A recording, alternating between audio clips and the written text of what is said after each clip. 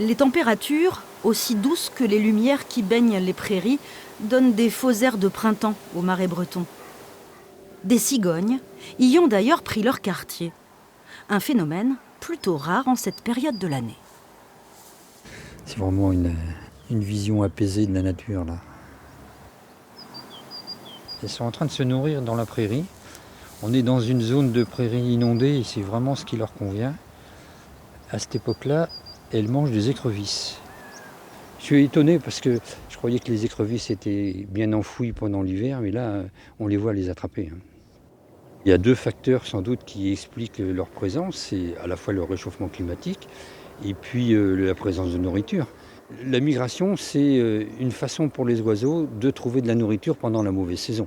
C'est pas le froid qui les gêne, c'est l'absence de nourriture.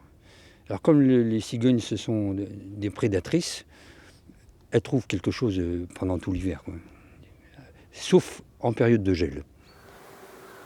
Les premières arrivées ont déjà pris possession de leur nid. On en dénombre 266 en Loire-Atlantique, dont une trentaine sur des plateformes, comme celle que Jean-Yves est en train d'observer. Les deux cigognes que je vois là sont baguées. Dans le couple habituel, il n'y en avait qu'une de baguée. Donc le mâle, c'est bien le mâle habituel, mais la femelle, c'est une autre femelle. Tous les oiseaux ne sont pas revenus de migration, et du coup, on voit des couples éphémères. Il va y avoir probablement de la bagarre, étant donné que la femelle n'est pas la femelle habituelle. Si l'autre revient, elle va vouloir reprendre son nid.